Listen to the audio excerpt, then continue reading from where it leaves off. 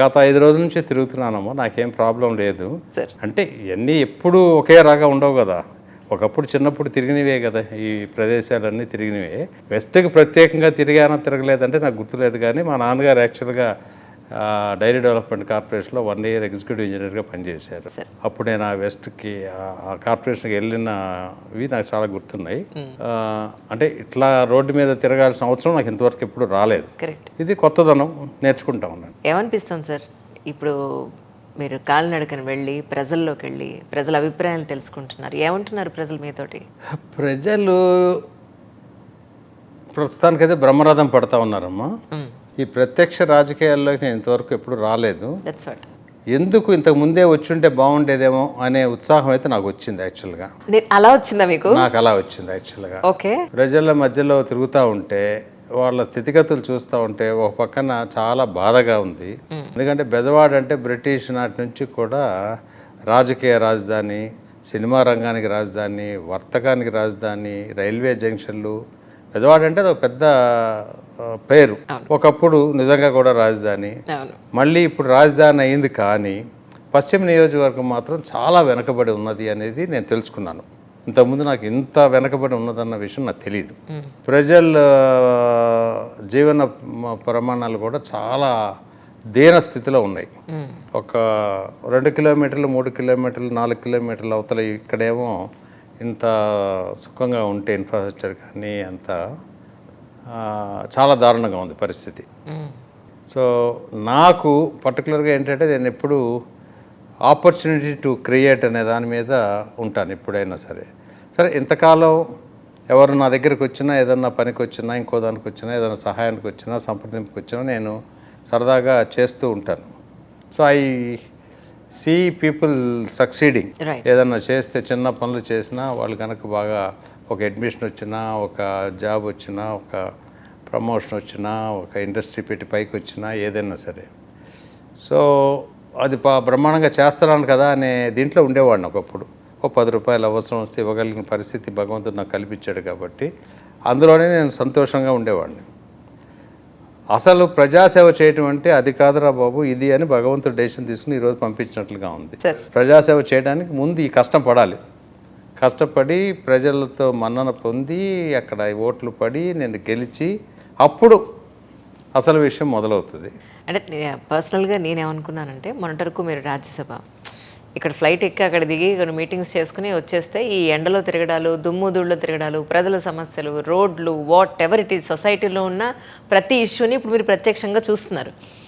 ఎందుకురా బాబు నా బిజినెస్ నేను చూసుకుంటే సరిపోయింది, ఇది ఇంత కష్టం నాకు ఎందుకు అని ఏమన్నా ఒక్క సెకండ్ అనిపించిందా అని డౌట్ నాకు. లేదమ్మా, నాకు ఎందుకంటే నేను బిజినెస్ సుమారుగా డైరెక్ట్ ఎగ్జిక్యూటివ్ పొజిషన్ నుంచి 20 ఏళ్ల క్రితమే బయటకు వచ్చేసాను. నేను గత 15 సంవత్సరాల నుంచి ప్యూర్గా రాజకీయాల్లోనే ఉంటున్నాను.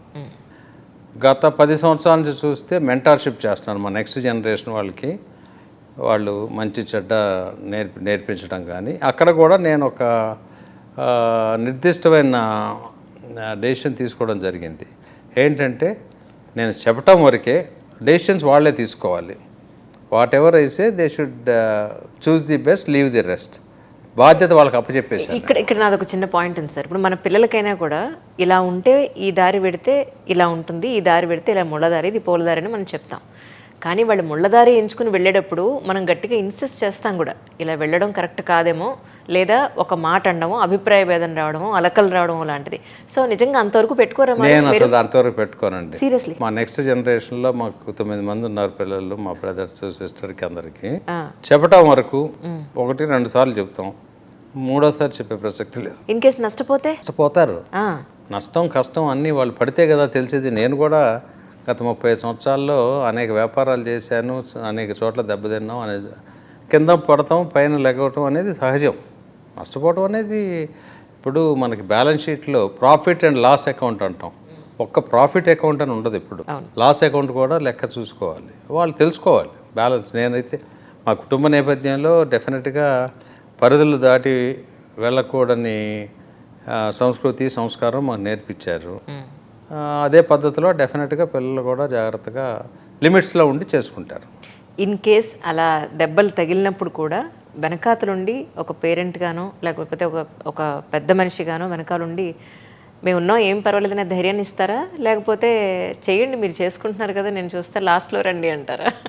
అట్లా కాదు, వాళ్ళు వస్తే మాత్రం డెఫినెట్గా ఓకే అది అయిపోయింది, గతం గత, వర్తమానంలో ఏం చేయాలి, భవిష్యత్తులో జాగ్రత్తగా ఎలా ఉండాలి అనే విషయం చెప్తాను నేను. కానీ సార్ అప్పుడు మీకు అసలు దేనికి తక్కువ లేదు, మీకు ఎందుకు రాజకీయాలు అంటే ఏం చెప్తారు? అంటే రాజకీయాల్లోకి నేను అందుకే not by design, by surprise రాజకీయాల్లో రావడం జరిగింది. ఓకే. నేను లోగడ కూడా చెప్పాను కదా, చంద్రబాబు నాయుడు గారితో నేను ఎన్టీఆర్ ట్రస్ట్తో ఫస్ట్ అసోసియేట్ చేస్తూ ఉన్న టైంలో ఆయన నాలో డెఫినెట్గా నన్ను గ్రూమ్ చేద్దాం అనుకున్నారు. ఏదన్నా కారణం కానీ నేను ఈరోజు చెప్పుకుంటున్నానంటే డెఫినెట్గా నా సమర్థత సామర్థ్యం చూసి ఆయన సెలెక్ట్ చేసి నన్ను గ్రూమ్ చేశారు. ఆ బెనిఫిట్తోనే నేను నాకు 2 సార్లు రాజ్యసభ పంపడం జరిగింది. చాలా అవకాశాలు ఇచ్చారు ఆయన. అందుకే ఇప్పుడు నేను రాజకీయ గురువుగా చంద్రబాబు నాయుడు గారే నాకు. అవును, మీరు చాలాసార్లు అన్నారు ఆయనే మీ రాజకీయ గురువు అని చెప్పి. అందులో ఏమాత్రం సందేహం లేదు. ఇన్నాళ్ళు ఆయన అసోసియేషన్లో ఆల్మోస్ట్ 10-15 ఏళ్ళు మీరు ఆయనతో కలిసి ఉన్నారు. 2005 నుంచి 19 వరకు. ఆయన గురించి అంటే మంచి విజనరీ అని అందరికీ తెలిసినప్పటికీ మీకు చాలా క్లోజ్ అసోసియేషన్ ఉంది కాబట్టి అడుగుతున్నాను. ఆయన గురించి మాకు తెలియని కొన్ని మేజర్ పాయింట్స్ ఉంటే ఏం చెప్తారు? ఆయన మీకు అందరికీ తెలిసింది హార్డ్ వర్కింగ్, 1-10 సార్లు ప్రతిదీ నేర్చుకొని మళ్ళీ చేయాలని అనుకుంటారు. ఆయన డెలిగేషన్ జీరో, ఇంతకుముందు కూడా చెప్పాను. ఆయన డెలిగేట్ చేసి ఇంకా 10 మంది 100 మంది నాయకుల్ని డెవలప్ చేసి ఉంటే ఆయన సుఖపడేవారు. ఆయన కష్టజీవిగానే ఆయన రాజకీయ జీవితం అంతా గడిపేశారు. అది చెప్తాను నేను. కానీ అంత మీకు క్లోజ్నెస్ ఉండి కూడా మీరు పార్టీ మారేటప్పుడు ఆయనకి చెప్పారా ఇలా అనుకుంటున్నానండి అని? అంటే నేను పార్టీ మారటానికి నాకు ఏ కారణాలు లేవమ్మ అప్పుడు. కానీ అరుణ్ జైట్లీ గారు is another mentor for me. రాజకీయ గురువు అయితే కేంద్ర ప్రభుత్వంలో పనిచేసేటప్పుడు ప్రధానమంత్రి గారి దగ్గర నేను కొన్ని నేర్చుకున్నాను. ఏ పని అయినా శ్రద్ధగా బెస్ట్ ఎఫర్ట్ పెట్టి చేయాలి అనేది. బట్ రాజకీయంగా 2010 నుంచి కూడా అరుణ్ జైట్లీ గారు నాకు చాలా సన్నిహితంగా ఇదయ్యారు. ఒక పెద్ద అన్నలాగా ఆయన నాకు సలహాలు సంప్రదింపులు ఇచ్చేవారు.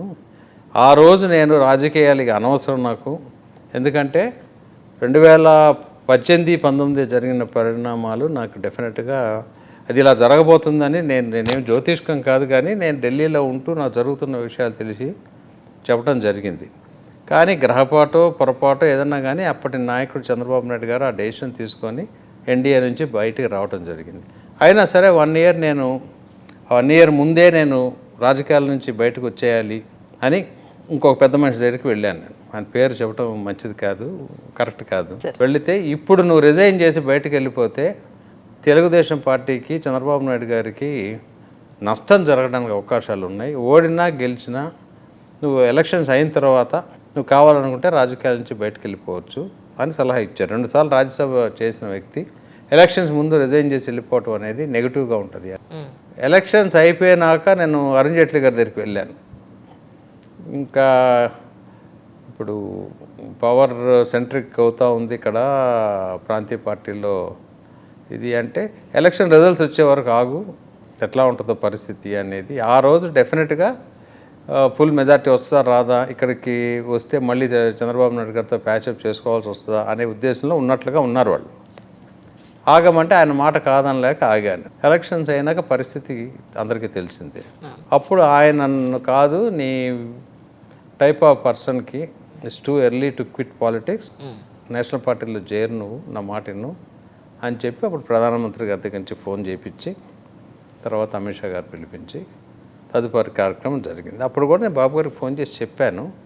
ఆయన ఏవి నన్ను వెళ్ళమని వెళ్ళొద్దని చెప్పలా, కానీ ఆయనకి ఇన్ఫర్మేషన్ అయితే ఇచ్చాను. సార్ కానీ మీరు ఇక్కడ ప్రజెంట్ విజయవాడ వెస్ట్లో ఉన్న సమస్యలు, మీరు గుర్తించిన సమస్యలు అంటే ఏం చెప్తారు సార్? అది బిగ్ లిస్ట్ అమ్మా. అది ఒకటి కాదు, కొండ ప్రాంతం వాళ్ళకి అసలు పైకి ఎక్కాలంటే చాలా కష్టం మెట్లు. నేను నిన్న వాళ్ళ టెంపుల్కి వెళ్ళాను, మహాలక్ష్మి టెంపుల్కి. 300 మెట్లు ఒకసారి ఎక్కి దిగటం ఓకే, బట్ ఎవ్రీడే అన్ని మెట్లు ఎక్కటం, అక్కడికి గ్యాస్ సిలిండర్ తీసుకెళ్లాలన్నా, ఏదన్నా సామాన్ తీసుకెళ్లాలన్నా, బియ్యం బస్తా తీసుకెళ్లాలన్నా, కన్స్ట్రక్షన్ చేసుకోవడానికి సిమెంట్ తీసుకెళ్లాలన్నా, స్టీల్ తీసుకెళ్లాలన్నా చాలా కష్టమైన పని అది. వాళ్ళు పాపం ఉండటానికి ఇల్లనే కానీ వాళ్ళకి మరి వెనకటి నుంచి వచ్చిన కారణాల వలన లేకపోతే స్తోమత లేక ఆ పరిస్థితుల్లో ఉంటున్నట్లుగా కనపడింది నాకు. రోడ్లు అనేవి లేవు, అసలు కాలిబాటనే రోడ్డు కింద చేశారు ఇప్పుడున్న పరిస్థితుల్లో. అన్నీ ఎక్కువ ఎత్తులు పల్లాలు, ఓపెన్ డ్రైనేజ్ సిస్టము, కరెంటు తీగలు ఇష్టానుసారంగా పడి ఉన్నాయి, అవి ఎవరికైనా షాక్ కొట్టచ్చు, కేబుల్ నెట్వర్క్ వైర్లు, ఏదన్నా అపాయం జరిగితే అంబులెన్స్ కానీ ఫైర్ ఇంజిన్ కానీ వెళ్ళాలంటే కూడా అప్రోచ్ లేదు. ఘోర పరిస్థితుల్లో ఉన్నారు వాళ్ళైతే. వాటన్నిటికీ పరిష్కార మార్గం అయితే కనుక్కోవాలి ఎట్టి పరిస్థితుల్లో. తర్వాతకి అనేక సమస్యలు వాళ్ళకంటూ ఆ ఏరియాకి ఒక పెద్ద హాస్పిటల్ లేదు, ఆ ఏరియాకి మంచి స్కూల్స్ లేవు, ఎవరికి వాళ్ళు ఉంటున్నారు. కానీ అది మినీ ఇండియాగా చెప్పుకోవచ్చు. భారతదేశంలో ఉన్న కుల మతాలు, సంస్కృతులు, సంస్కారాలు అన్నీ ఉన్నాయి అక్కడ. ఇంకా నేను కొంచెం లోతుగా వెళ్తే ఎక్కువ ఉత్తరాంధ్ర నుంచి వచ్చిన వాళ్ళు ఎక్కువ ఉన్నారు మా ఏరియాలో. అందరూ కలిసిమెలిసి ఉంటున్నారు, హిందూ ముస్లిం అందరూ కూడా, ఎస్సీ ఎస్టీ బీసీ అందరూ ఉంటున్నారు. కానీ వాళ్ళ జీవన ప్రమాణాలు పెంచడానికి అనేక అవకాశాలు కనపడుతున్నాయి. అది అత్యంత high density of the population. 2.5 లక్షల ఓట్లు అంటే కనీసం 3,25,000 మంది అక్కడ నివసిస్తూ ఉన్నారు. 2.5 కిలోమీటర్ల రేడియస్లోనే ఉంది మొత్తం constituency. Right. So which is I think very high density of population. 3.5 లక్షలు అంటే సింగపూర్ వాళ్ళ ఓన్ ఇమిగ్రెంట్స్, వాళ్ళ ఓన్ సిటిజన్స్ 4 లక్షలే ఉన్నారు అంతే. 4 మిలియన్స్ అనుకుంటా, 4 మిలియన్స్. సో ఇది 4 మిలియన్స్ అంటే సుమారుగా 40 lakhs అంటే 10% ఆఫ్ సింగపూర్. సో ఆ విధంగా సింగపూర్ లాగా డెవలప్ చేస్తాం అలా అని నేను అంటల్లా. పాపులేషన్ వైజ్ అర్థమైంది సార్ నాకు. పాపులేషన్ వైజ్ మాత్రం చెప్తున్నాను, 10% ఆఫ్ ది పాపులేషన్ అది. కానీ అక్కడ జనాలు నేను అనుకోను, ఇప్పుడు మీరు చెప్తుందని బట్టి అక్షరాస్యత కూడా అంతంత మాత్రంగానే ఉండొచ్చు కదా సార్? డెఫినెట్గా చాలా తక్కువ ఉందమ్మా. ఎడ్యుకేషన్ కూడా తక్కువ ఉంది. ఏదో చిన్న చితుకు ఉద్యోగాలు చేయటం, చిన్న స్మాల్ స్కేల్ ఇండస్ట్రీస్ ఉన్నాయి అక్కడ. అంటే నేను విన్నది ఏంటంటే అలాంటి ప్రాంతంలో ఉన్న ప్రజలకి కూటమి నుంచి ఇగో రాజకీయంగా ఈ కూటమి ఇలా ఏర్పడింది, మన ఇక్కడ ఏపీలో ఉన్న రాజకీయ పరిస్థితులు ఇలా ఉన్నాయి, ఇవన్నీ వాళ్ళకేం తెలియదు. వాళ్ళకి తెలిసింది ఏంటి అని అంటే, ఎవరో పెద్ద ఆయన వచ్చారు, ఆయనకి బాగా డబ్బులు ఉన్నాయి, ఆయన మాకేదో కొంత న్యాయం చేయకపోతారా అన్న పాయింట్లో మీతో మాట్లాడడం జరుగుతోంది అని నేను విన్నాను. అంటే వ్యాపారస్తులందరికీ తెలుసమ్మా ఈ కూటమి ఏంటి, మంచి చెడ్డ, హిందూ ఏంటి, ముస్లిం ఏంటి, క్రిస్టియన్ ఏంటి అన్నీ తెలుసు అక్కడ. హిందూస్ ఉన్నారు, ముస్లిమ్స్ బాగా ఉన్నారు, క్రిస్టియన్స్ ఉన్నారు, అందరూ ఉన్నారు మతపరంగా. తర్వాత అందులో ప్రతి ఒక్క దగ్గర ఇన్ఫ్లుయెన్సర్స్ అనేవాళ్ళు ఉంటారు. మేబీ ఒక 50% వాళ్ళు మీరు చెప్పిన కేటగిరీకి వస్తారు తెలియకుండా. కరెక్ట్. డెఫినెట్గా వాళ్ళ ఎక్స్పెక్టేషన్స్ నా మీద అయితే ఎక్కువగానే కనపడతా ఉన్నాయి. సో కాబట్టి పర్ఫార్మెన్స్ బార్ అనేది పెంచాలి. ఎంత చేసిన కొంచెం చేసినా నాకు మంచి పేరు సంపాదించుకోవడానికి అవకాశం ఒకటి కనపడతా ఉంది. కానీ భగవంతుడు ఇచ్చిన ఈ ఆపర్చునిటీని అందిపుచ్చుకొని 3 పార్టీలు కలిసి సమర్థించిన క్యాండిడేట్గా నేను అభ్యర్థిగా భారతీయ జనతా పార్టీ ప్రపోజ్ చేసింది, మిగిలిన 2 పార్టీలు మద్దతుతో చేస్తూ ఉన్నాను. కాబట్టి పార్టీలు డెఫినెట్గా వాళ్ళకి తెలుసు, పార్టీలు తెలియదని కాదు. కొంచెం గట్టిగా ఎడ్యుకేట్ చేసి తీసుకొని వెళితే వాళ్ళల్లో నన్ను ఒక మనిషిగా తీసుకొని, అంటే వాళ్ళకి నేను అనేక సందర్భాల్లో చెప్తా ఉన్నాను, నేను వ్యక్తిగతంగా ప్రజాస్వామ్యంలో మన భారత రాజ్యాంగం ప్రకారం కుల మత ప్రాతిపదిక మీద ఒక నాయకుడు గెలవడం అనేది కరెక్ట్ కాదు. బేసికల్గా సమర్థత సామర్థ్యం ఉండాలి, ఆ నాయకుడికి ఒక విజన్ ఉండాలి. ముఖ్యమంత్రికి ఒక విజన్ ఉన్నట్లే ఎమ్మెల్యేకి కూడా ఒక విజన్ ఉండాలి. ఇప్పుడు మీరు ఇక్కడ నుంచి విజయం సాధిస్తే దాని అర్థం అదే. ఎందుకంటే ఇక్కడ పర్టికులర్గా ఇక్కడ మీ కమ్యూనిటీ లేదు ఇక్కడ. నిజం చెప్పాలంటే మైనారిటీస్, బీసీలు ఎక్కువ మంది ఉన్నారు. ఒకవేళ మీరు కనుక విజయం సాధిస్తే నిజంగానే దాని కులమతాలకి అతీతంగా మీ విజయం వచ్చిందని గట్టిగా మాట్లాడాల్సి ఉంటుంది నా పాయింట్ ఆఫ్ వ్యూ. దాన్నే మనం డ్రైవ్ చేయాలమ్మా. రేపు భావితరానికి మోడీ గారికి కమ్యూనిటీ బేస్డ్ వచ్చారా వారణాసిలో? లేదు కదా. తెలంగాణలో కేసీఆర్ గారు కమ్యూనిటీ బేస్డ్ వచ్చారా? రాలేదు కదా. అవును. అట్లా ఎగ్జాంపుల్స్ తీసుకుంటా వెళితే చాలా ఉన్నాయి. ఫర్ ఎగ్జాంపుల్ రాజమండ్రిలో బుచ్చయ్య చౌదరి గారి కమ్యూనిటీ లేదు అక్కడ. వైజాగ్లో వెలగపూడి రామకృష్ణ ప్రసాద్ ఆయనకి కమ్యూనిటీ లేదు. అట్లా చాలా ఉన్నాయి ఎగ్జాంపుల్స్ చెప్పుకోవాలంటే. ఇది ఒక రాజకీయ పార్టీలు దాన్ని ఒక ఆసరా కింద తీసుకొని నడిపిస్తూ ఉన్నారు, కానీ కమ్యూనిటీ బేస్డ్ కానే కాదమ్మా అసలు.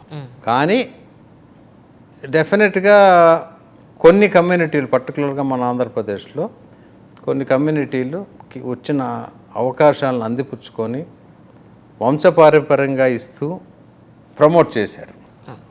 సో ఇప్పుడు తన మన కుల మత ప్రాంతీయ భేదాలకి అతీతంగా సమర్థత సామర్థ్యం కలిగిన యువతీ యువకులను తీసుకురావాలి అనేది నా ధ్యేయం. ఒక ఎమ్మెల్యేగా నేను అక్కడ ఏం చేయగలనంటే లిమిటెడ్ ఇది ఉండొచ్చు. పర్టికులర్గా ఇప్పుడు నెక్స్ట్ టైం నుంచి 33% ఉమెన్ రిజర్వేషన్ అంటున్నారు. ఉమెన్ రిజర్వేషను అసలు ఎందుకు? ఉమెన్ ఏదైనా చేయొచ్చు అని మనం చెప్తాం. Women can do anything. కానీ రిజర్వేషన్ ఇప్పుడు చివరికి ఇంత గ్యాప్ వచ్చి పార్లమెంట్లో క్లియర్ చేశారు. నోటిఫికేషన్ వస్తుంది నెక్స్ట్ ఎలక్షన్ నాటికి. అప్పటికల్లా ఉమెన్ని తయారు చేయాలి అని అంటే ఒక పెద్ద ఫ్యాక్టరీలా చేయాలి ఇప్పుడు సడన్గా. లేకపోతే మెన్నే ఇప్పుడు ఇక్కడ పంచాయతీ వ్యవస్థల్లో ఉన్నాయి, చాలా చోట్ల సర్పంచ్లు వస్తారు, వచ్చి ఇక్కడ మరి ఉమెన్ కదా అని అంటే ఆ మెన్నే వచ్చి కూర్చుంటాడు, మా మిస్సెస్ అండి అని. ఆవిడ వదిలి ఆవిడ వదిలి వచ్చి కూర్చుంటారు. నేను చాలాసార్లు చూశాను. అవునవును. అది కాకుండా ఉండాలి అని అంటే మనం సొసైటీని ఫ్రీ అప్ చేయాలండి. ఫ్రీ అప్ చేస్తే ఇప్పుడు వచ్చే యంగ్స్టర్స్, గర్ల్స్ అందరూ కూడా బాగా యాక్టివ్గా ఉంటున్నారు. ఐ థింక్ మార్పు వస్తుంది. మీరు ఎలాంటి వాగ్దానాలతోటి ప్రజల్లోకి పెడుతున్నారు సార్?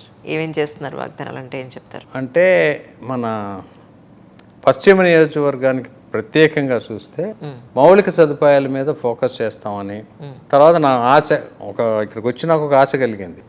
వారణాసి అయోధ్యలో రామ్లల్లాని బాలరాముడు నిర్మించుకొని బ్రహ్మాండంగా చేశారు కదా. మనకి కనకదుర్గమ్మ తల్లి ఉంది. ఇంద్రకీలాద్రిని మంచి స్పిరిచువల్ సెంటర్గా చేయడానికి అవకాశాలు చాలా ఉన్నాయి ఇక్కడ. గాంధీ హిల్స్ ఉన్నాయి. తర్వాత అక్కడ ఇంకా స్టేడియం ఒకటి ఆల్రెడీ చంద్రబాబు నాయుడు గారు అప్పుడు ఫౌండేషన్ స్టోన్ లే చేశారు. చేసి ప్రధానమంత్రి ఆవాస్ యోజన కింద హౌసింగ్ ఒకటి బాగా డెవలప్ చేయొచ్చు. చేస్తే ఇవన్నీ చేసినాక మరి 26లో కాన్స్టిట్యున్సీ డీలిమిటేషన్స్ అయినప్పుడు కొన్ని మార్పులు చేర్పులు జరగడానికి అవకాశాలు ఉన్నాయి. తర్వాత ఎడ్యుకేషన్లో ఇప్పుడు రైట్ టు ఎడ్యుకేట్ అనేది మనం బిల్ అయితే పాస్ చేసాం, కానీ దాన్ని ఎగ్జిక్యూట్ చేయట్లా. ఈ నియోజకవర్గంలో ఇంప్లిమెంట్ చేయాలని. తర్వాత ఆయుష్మాన్ భారత్ కింద హెల్త్ కేర్ కూడా చేసి ప్రివెంటివ్ సిక్ కాకుండా ప్రజలకి సరైన సలహాలు ఇప్పించి హెల్త్ సిస్టమ్ అంతా కూడా వాళ్ళ దగ్గరికి డోర్ స్టెప్ తీసుకెళ్లాలనేది నాకు ఒక ఐడియా. ప్రస్తుతానికి అది మేనిఫెస్టో తయారు చేస్తున్నాం. అని కేశినేని నాని గారు, మీరు మంచి స్నేహితులు, సన్నిహితులు, బంధుత్వం ఉన్నారు. నిజంగా మీకు బాధ అనిపించట్లా రాజకీయాల్లోకి వచ్చిన తర్వాత ఇలా మాట్లాడుకోవడం, బాణాలు సంధించడం? అతను ఒక 10 సంవత్సరాలు డెఫినెట్గా 2013-14 నేనే ప్రమోట్ చేశాను, అందులో డౌట్ లేదు. ఆ ప్రమోట్ చేశానని అంటే కూడా అతను చేయలేదని అనొచ్చు ఇప్పుడు అతను, కానీ అది జగమెరిగిన సత్యం. అది బాబు గారి దగ్గర కానీ ఇక్కడ కానీ అతని విషయంలో కూడా బాబు గారు గొప్పతనం ఇంకోటి ఉంది. 14 ఎలక్షన్ అయిన తర్వాతే నేను బాబు గారితో ఇట్లా ఉంది అని చెబితే, ఏదైనప్పటికీ అతను మన పార్టీ మనిషి కింద మనం గెలిపించుకున్నాం, నువ్వు మోల్డ్ చేయి స్లోగా చెప్పి అని ఆయనే నాకు సలహా ఇచ్చారు.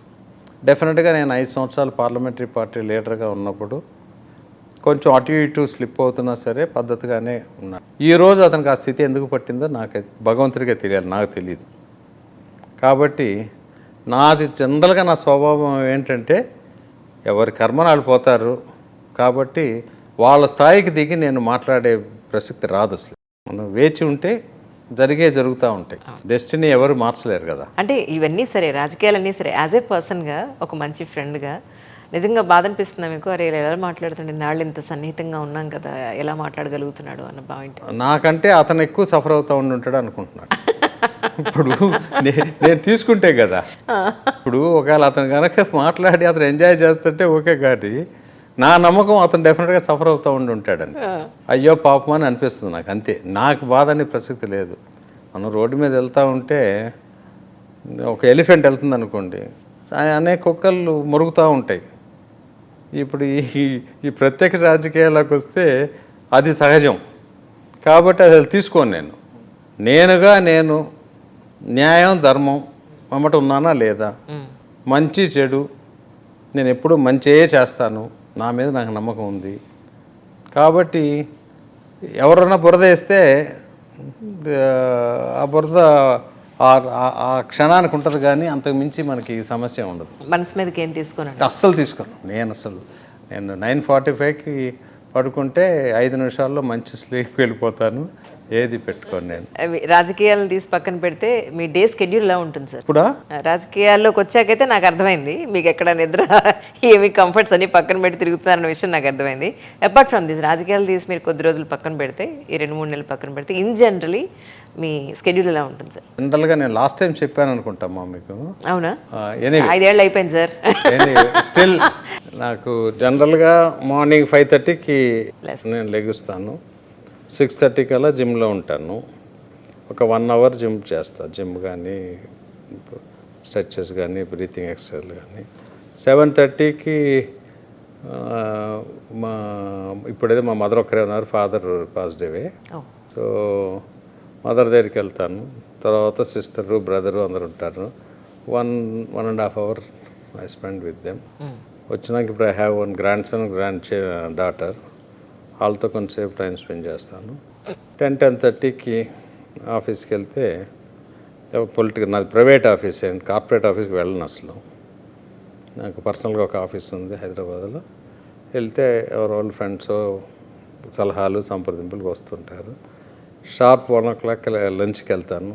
మళ్ళీ 3-3:30కి వచ్చి 6 వరకు ఆఫీస్లో ఉండి వెళ్ళిపోతాను. కానీ మీ ఇప్పటికీ కూడా మీ స్కిన్ కానీ, మీ చక్కటి స్మైల్ కానీ, ఆరోగ్యం కానీ, మెంటల్ స్టెబిలిటీ కానీ చూసినప్పుడు నాకు అనిపించేది, ఏది కూడా మీరు మనసు మీద తీసుకోకుండా ఈ చెవిని వినా చెనుహో ఇలా అన్నారా, ఓకే వదిలేసేయండి, ప్రశాంతం, శాంతి శాంతి అనుకుంటూ వెళ్ళిపోతూ ఉంటారు. అందుకే ఇంత బాగున్నారా అనిపిస్తూ ఉంటుంది. మేబీ అంటే ఈ చెవుని తీసుకుని ఆ చెవుని అసలు ఈ చెవుల్లో తీసుకోను నేను అసలు. అచ్చా, అనవసరంగా మళ్ళీ ట్రాన్స్మిట్ అయ్యేది క్వశ్చనే లేదు అసలు. రైట్. అది పవన్ కళ్యాణ్ గారిని పర్సనల్గా మీరు కలిసారని, సో అందరు మీడియా అంతా కూడా ఒక ఫోకస్ పెట్టింది. యాక్చువల్లీ ఏం మాట్లాడుకున్నారంటే ఏం చెప్తారు సార్? మెయిన్గా పవన్ కళ్యాణ్ గారిని కలిసింది ఏంటంటే, ఈ పొత్తు సక్సెస్ఫుల్గా కంప్లీట్ చేయడానికి ఆయన ముఖ్య కారణం. ప్రయత్నాలు చేయడంలో నేను కూడా చేశాను చాలా వరకు. ఒకవేళ నేను ఎంత చేసినా లాస్ట్ సక్సెస్ఫుల్ పాయింట్ ఆయనే క్లిక్ చేశారు ఆయన. సో చేసినందుకు ఫస్ట్ ధన్యవాదాలు చెప్పాను నేను. ఎందుకంటే రాష్ట్రం ఎడిపోతే ఏమైంది, రాష్ట్ర ప్రజలు ఎడిపోతే ఏమైంది అని అనుకుంటే, ఆయనది కూడా నాకంటే బ్రహ్మాండమైన జీవితం కదా ఆయనది. మంచి ఫ్లాషీ సినిమా ఫీల్డ్ అది. ఆ ప్రాసెస్లో పొత్తు అంతా పూర్తిగా అయినాక మళ్ళీ ఆయన త్యాగాలు చేయాల్సి వచ్చింది. తీసుకున్న సీట్లు కూడా భారతీయ జనతా పార్టీ ఇవ్వవలసి వచ్చింది. ఆయన్ని తగ్గించారు. వాళ్ళ పార్టీ వాళ్ళు ఆయన్ని నానా మాటలు అన్నారు. ఆ ప్రాసెస్లో వాళ్ళ బ్రదరు ఒక యాస్పిరెంట్గా ఉంటే ఆయన కూడా త్యాగం చేశారు ఎంపీగా. 3 ఎంపీల్లో 1 ఎంపీ అంటే ఇంకెవరిదన్నా తీసేసి ఆయన ఉంచుకోవచ్చు, కానీ అలా కాదు. త్యాగం అనేది మన కుటుంబంలో ముందు మొదలు పెట్టాలని, దానికి కూడా నేను ఆయనకి డెఫినెట్గా స్పెషల్గా ధన్యవాదాలు చెప్పాను.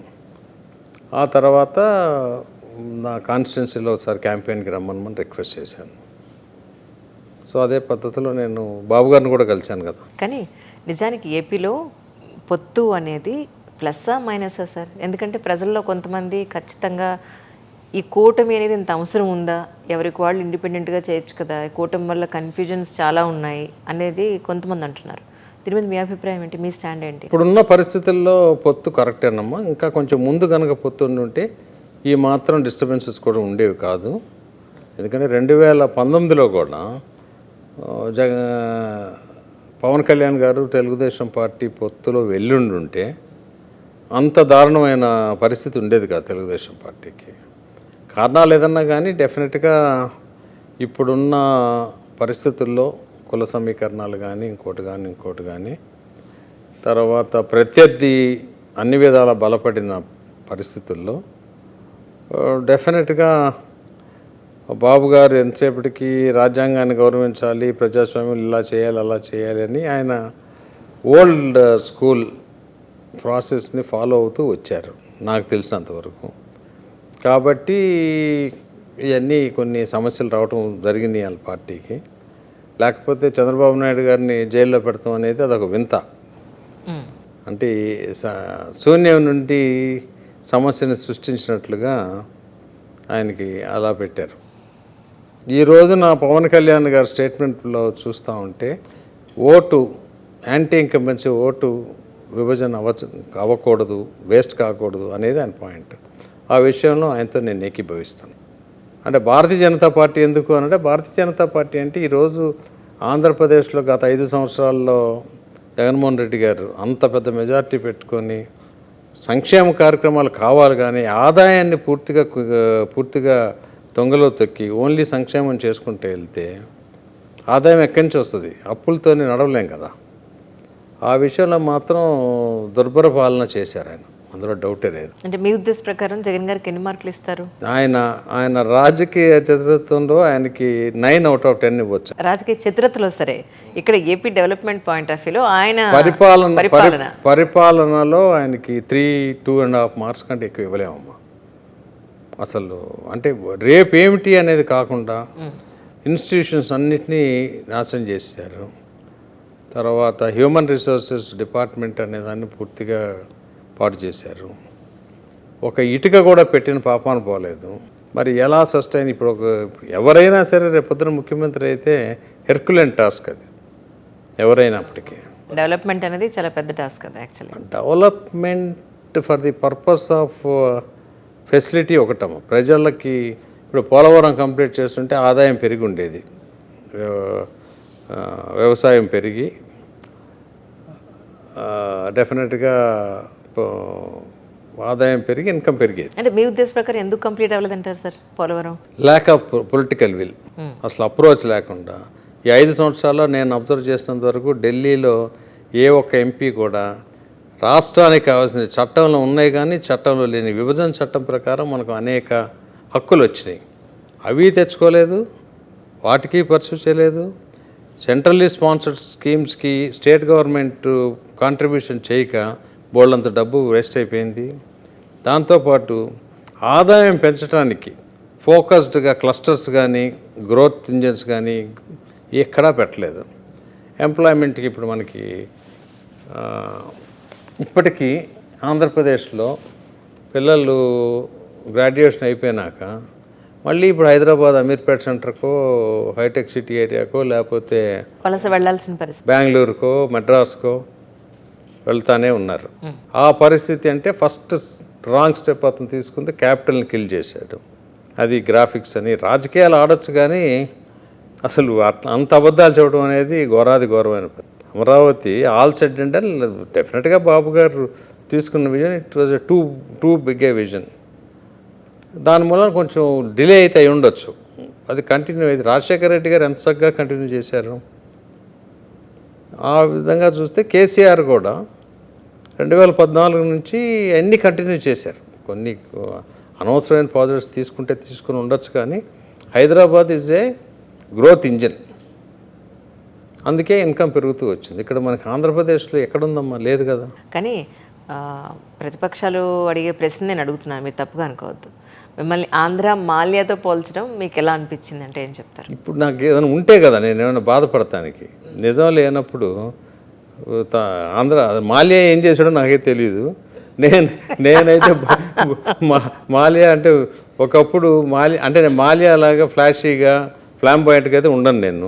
మరి ఏ విషయంలో పోల్చారో నాకు తెలియదు. మాల్యా ఈ పలానా తప్పు చేశాడని నాకు తెలియదు. మాల్యా చేసిందంటే నాకు ఈ భూప్రపంచం మీద ఏ ఒక్క కంప్లైంట్ నా మీద లేదు. ఏదో ప్రత్యర్థులు మాట్లాడుతూ ఉంటారు. నాకు రాజకీయాల్లో లేనప్పుడు నాకు ఎప్పుడు ఇది లేదు. రాజకీయాల్లో వచ్చినాక పొర జల్లుతూ ఉంటారు. దానివల్ల నాకు ఎవరైనా రావాలి కదా.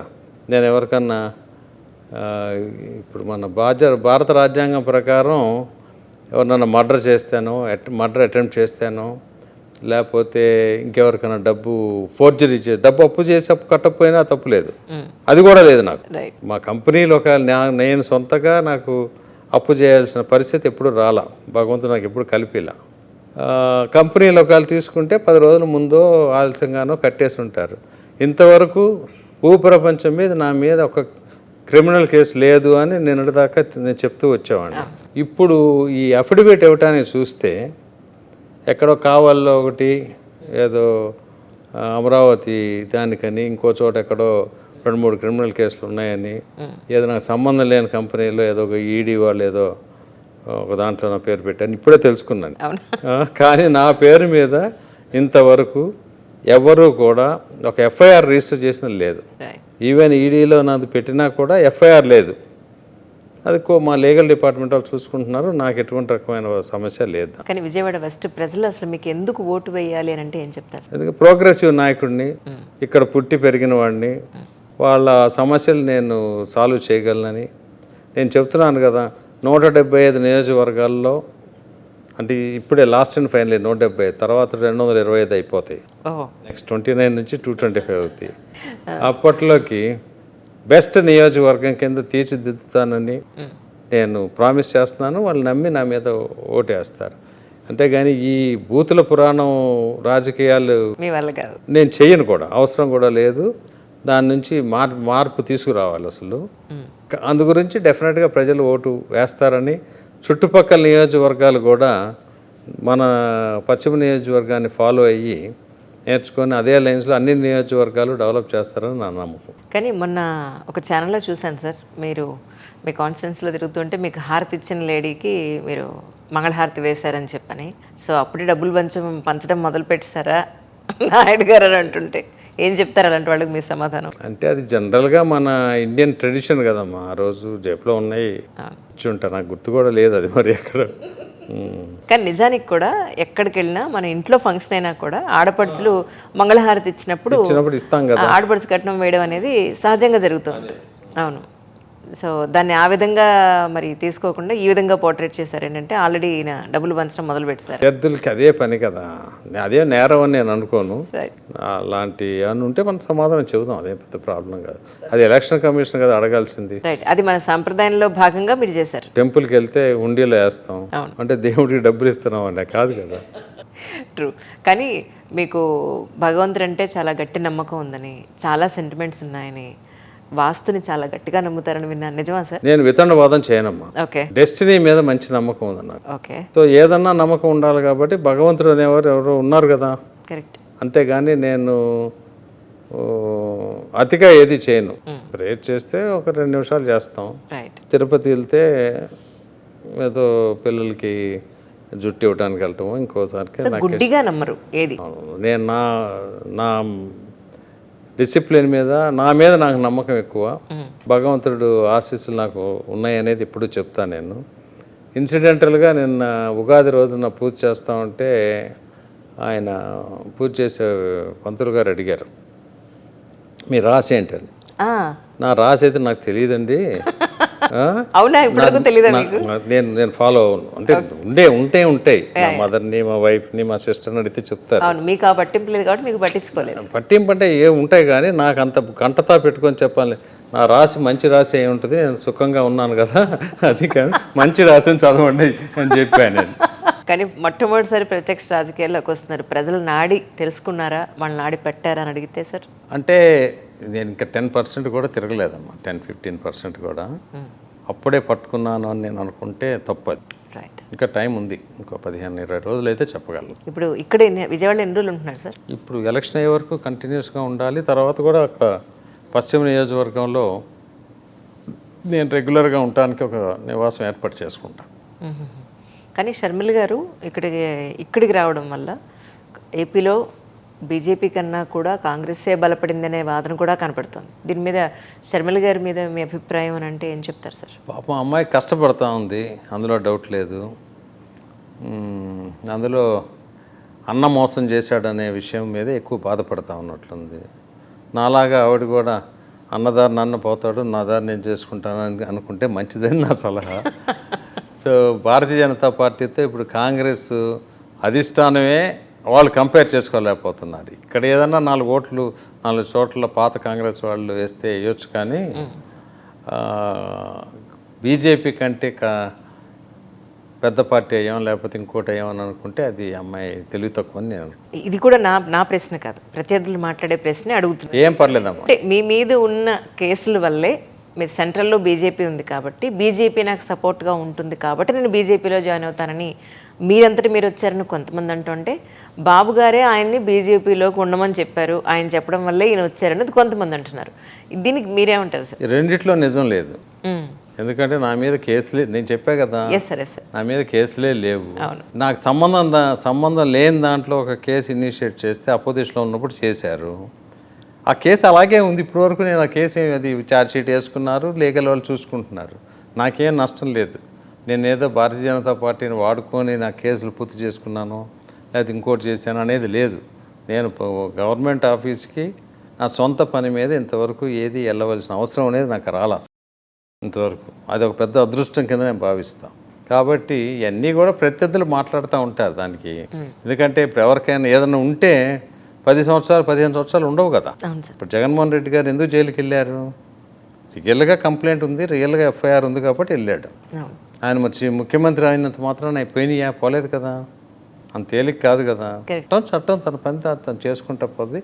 ఒక్కొక్కసారి మన దగ్గర ఏంటంటే ఇన్వెస్టిగేటివ్ ఏజెన్సీస్కి వాళ్ళు ఏదన్నా ఒకటి తప్పు జరిగింది అని అన్నప్పుడు ఇన్వెస్టిగేట్ చేసే టైంలో అందరినీ అనుమానపడమన్నారు.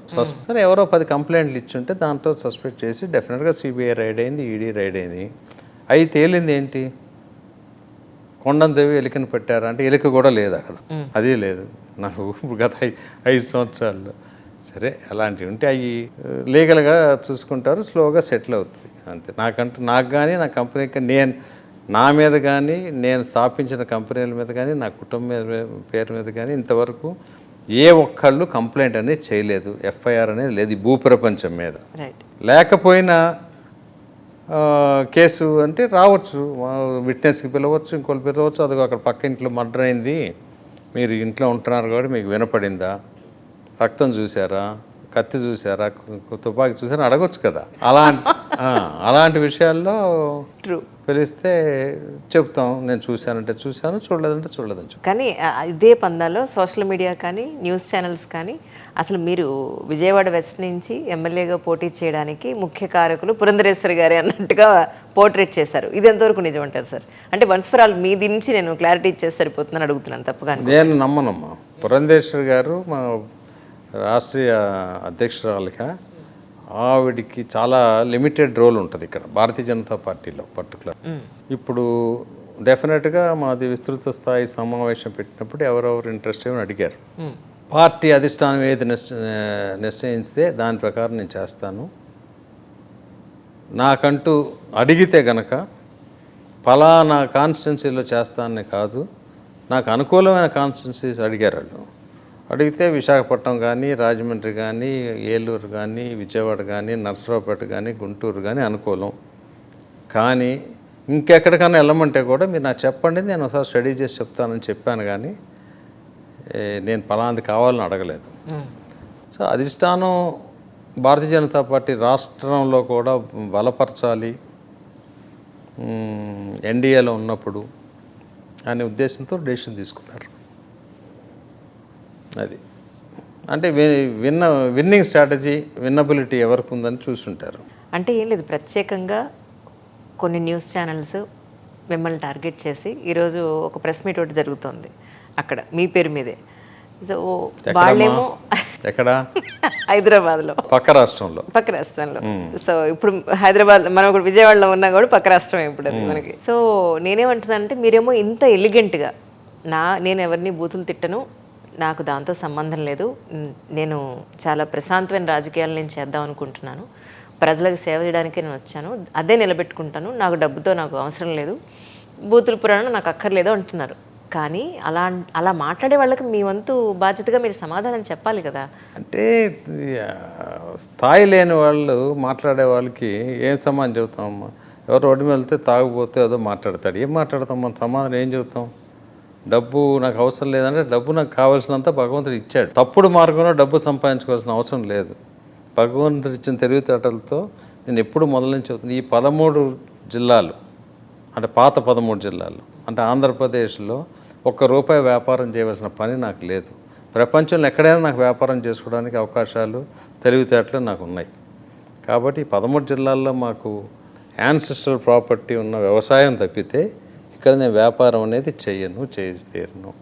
రాష్ట్ర కేంద్ర ప్రభుత్వాలతో నేను ఎప్పుడూ ₹1 వ్యాపారం చేయలేదు, ఎప్పటికీ చేయను. సో ఒక రాజకీయవేత్తకి కావాల్సిన బేసిక్ క్రైటీరియాని నేను నమ్ముతా. రాజకీయాలు చేసే చోట వ్యాపారాలు చేయకూడదు.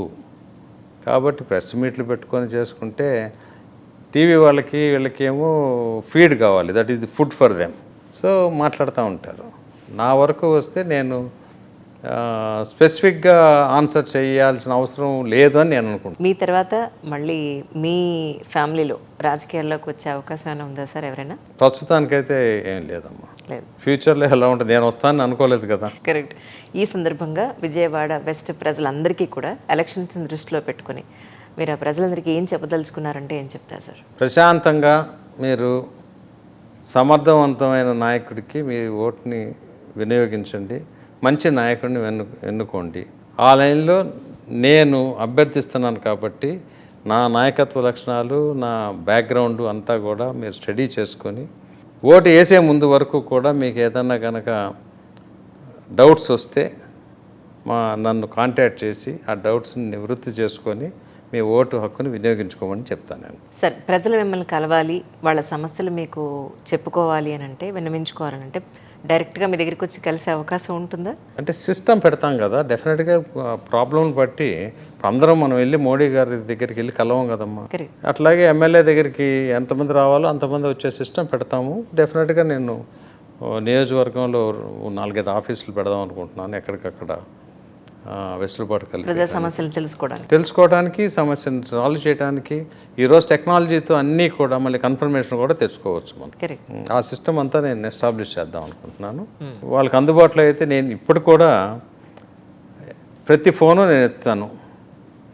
నా ఫోన్ ఎప్పుడూ మా పిఏకి ఇవ్వను, నేనే హ్యాండిల్ చేస్తాను. 1 గంట ముందో లేట్గానో నేను మెసేజ్ అన్న ఇస్తాను.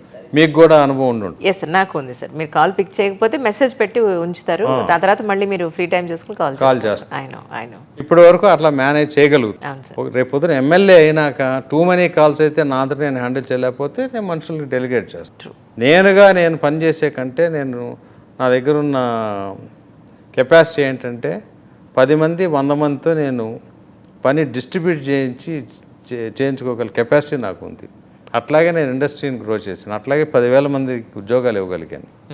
సో ఆ సిస్టంలో ఇది అంత పెద్ద ఛాలెంజ్ కాదని నేను అనుకుంటున్నాను. కానీ మీలాంటి వాళ్ళు especially well educated, good enough matured, booth రాజకీయాలు కాకుండా ప్రజలకి మేము ఇలా సేవ చేయాలనే పాయింట్ ఆఫ్ వ్యూలో ఎలిగెంట్గా ఇంత రాజకీయాన్ని చక్కగా సమర్థవంతంగా నడిపించేవాళ్ళు ప్రత్యక్ష రాజకీయాల్లోకి రావడం ప్రజల అదృష్టం. నిజంగా మీలాంటి వాళ్ళని విజయవాడ వెస్ట్ ప్రజలు విజయ పథంలో నడిపించాలని మనస్ఫూర్తిగా మేము కోరుకుంటున్నాను sir. We wish you all success. మళ్ళీ మీరు విజయం సాధించాక నాకు మళ్ళీ ఇంకొక ఇంటర్వ్యూ ఇవ్వాలని కోరుకుంటున్నాను. తప్పకుండా. Thanks for your best wishes. Thank you.